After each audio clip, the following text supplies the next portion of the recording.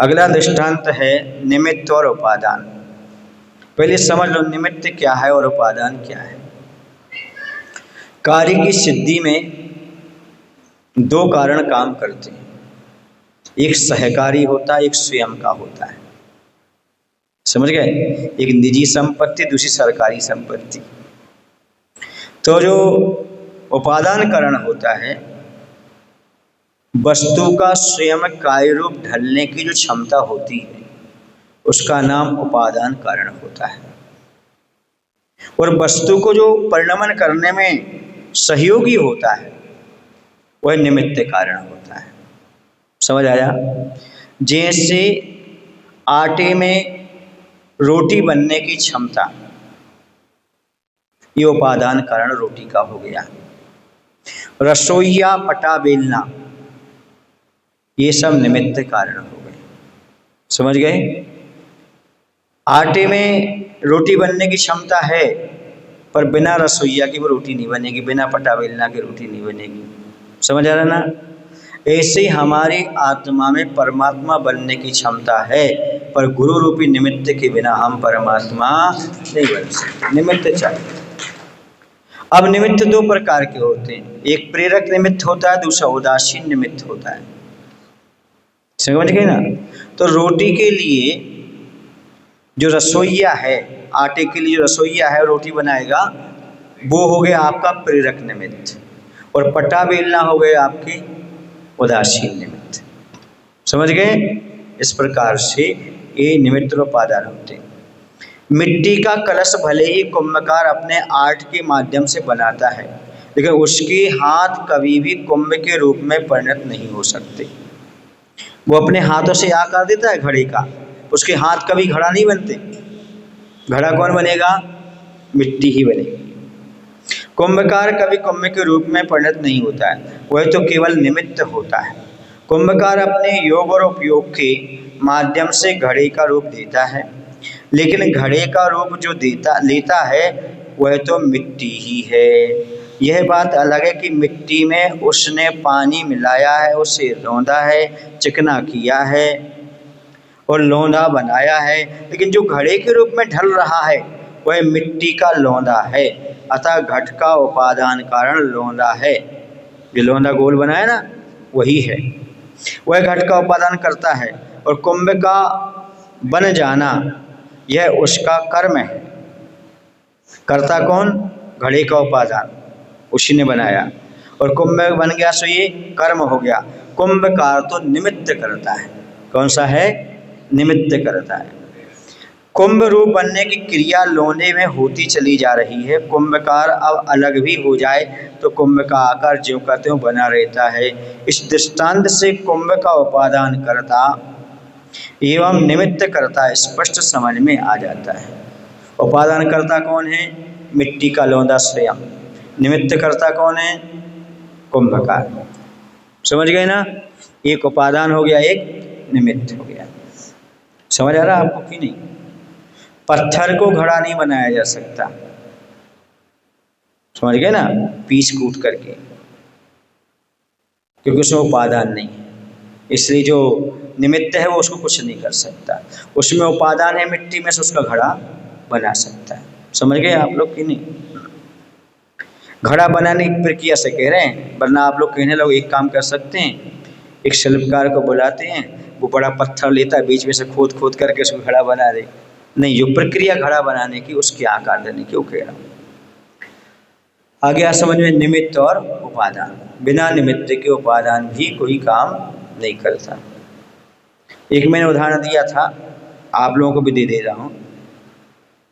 मैं एक नगर में था, एक सज्जन बोले महाराज जी मैं निमित्त को नहीं मानता। मैंने कहा क्यों भाई? बोले मैंने बहुत सारे रेफरेंस इकट्ठे कर रखी हैं आगम के, उसमें निमित्त करता नहीं होता, जो करता सब उपादान में ही होता है। कहो तो हम आपको सब दिखा दें। मैं दिखा दो भाई। उन्होंने फाइल खोली, फाइल खोलने से पहले चश्मा लगाया। क्या लगाया? चश्मा। हमने कहा अब हमने सारे रेफरेंस देख लिए, बंद कर दो। बोले क्यों? आपने देखे तो? इनके देख लिए, आपके चश्मे में सब दिख गए। हमने उनसे पूछा आपने चश्मा क्यों लगाया? बोले देखने के लिए। हमने कहा आपको दिखता नहीं है क्या? बोले दिखता ही, ज़्यादा दिखा देता है।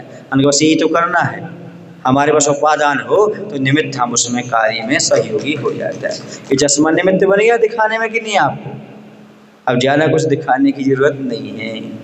अब आपने स्वीकार कर लिया निमित्त के लिए, बात खत्म हो गई। समझ आ रहा है आपको कि नहीं? इसे निमित्त को ही स्वीकार करना चाहिए। कुछ लोग कहते हैं गुरु आत्मा गुरु आत्मना, आत्मी गुरु आत्मना, इष्टोपदेश को लेकर के कि आत्मा का आत्मा ही गुरु है, वो उनके लिए कहा गया जो मुनि बन गए। समझ आ रहा है ना आपके लिए? अब आप कहने लगो हम आत्मा के आत्मा ही गुरु हैं, हम स्वयं बुद्ध हैं, हम स्वयं तीर्थंकर हैं, हम स्वयं, तो ये गलत है। समझ आ रहा है आपको कि नहीं? हाँ, गुरु से व्रत ले लिए, सब कुछ ले लिया, अब व्रतों की संभाल करने के लिए हम ही गुरु हैं। कैसे गुरु हैं हम?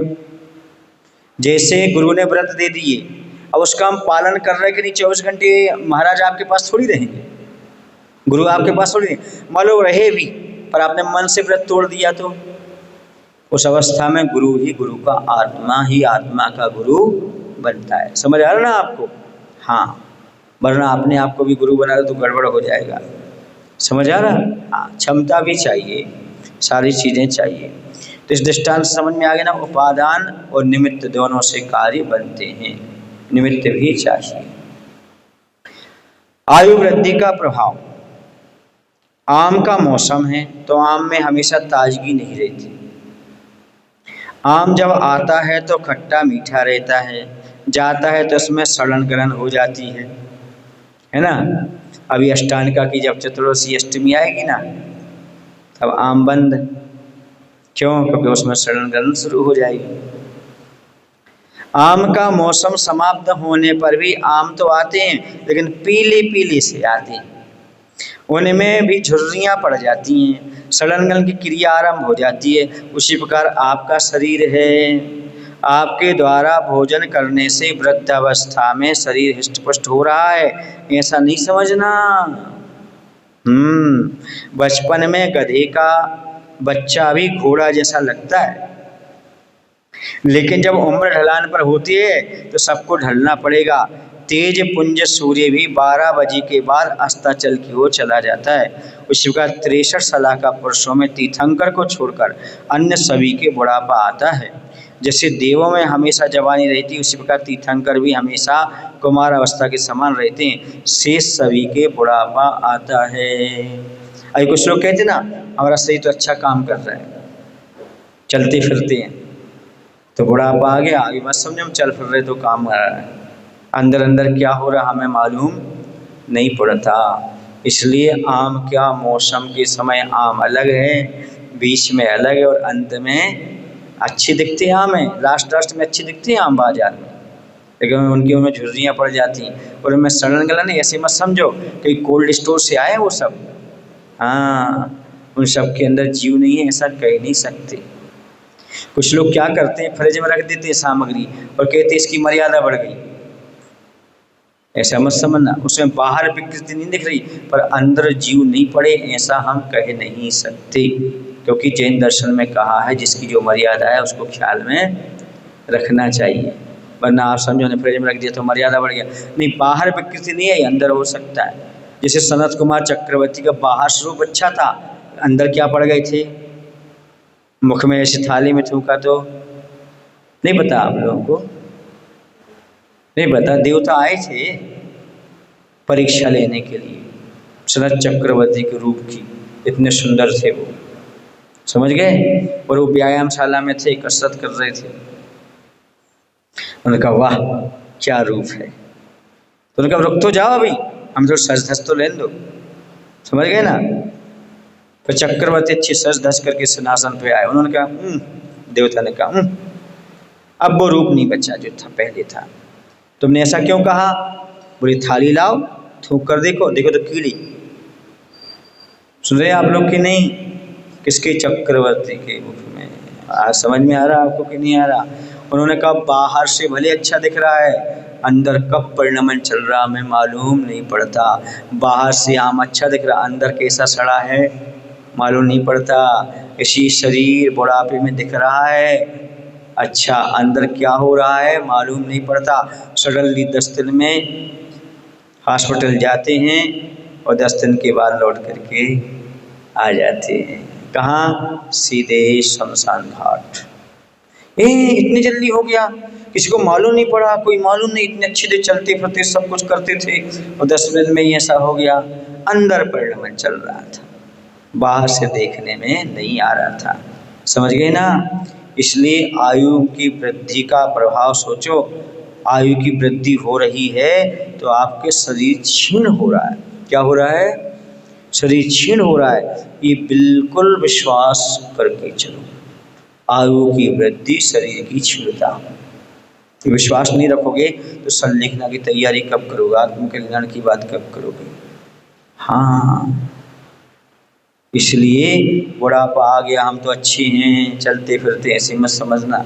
चलते फिरते कब चले थे मालूम नहीं। अभी पूना में थे तो एक डॉक्टर बम्बई आता था, उसने अपने जीवन में कितने, बताते गिनती तो मुझे नहीं याद, इतने हार्ट ऑपरेशन किए थे, हार्ट के ऑपरेशन किए थे बताते उसने। उसकी उम्र ज़्यादा नहीं थी, 50 से भीतर का था। उसे खुद मालूम नहीं पड़ा, अटैक आ गया, चला गया। सुन रहे? हृष्टपुष्ट था और कितने ऑपरेशन कर चुका था हार्ट के। स्वयं जांच नहीं कर पाया, स्वयं देख नहीं पाया, स्वयं को मालूम नहीं पड़ा।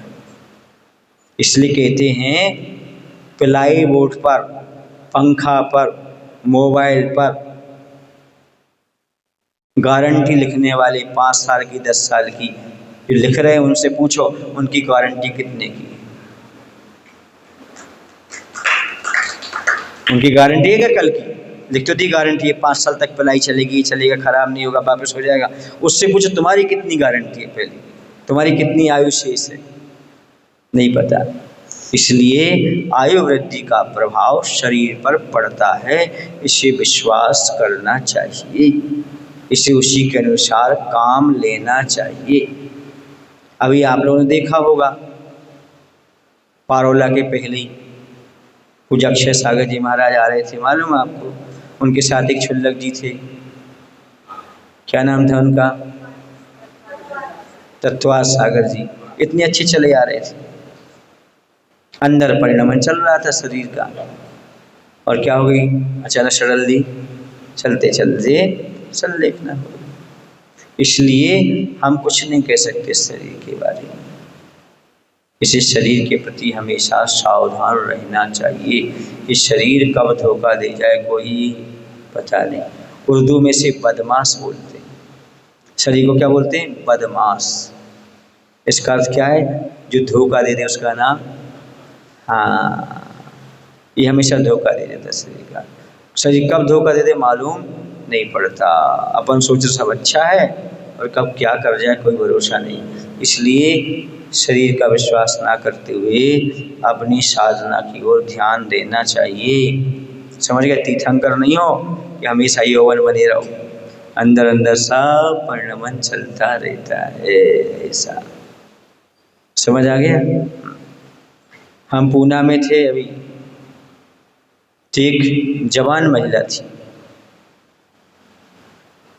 उनके साथ सिलेंडर आ रहा था, उनके साथ इतना लंबा सिलेंडर, उसकी वजह से चल नहीं पाते वो, ऑक्सीजन।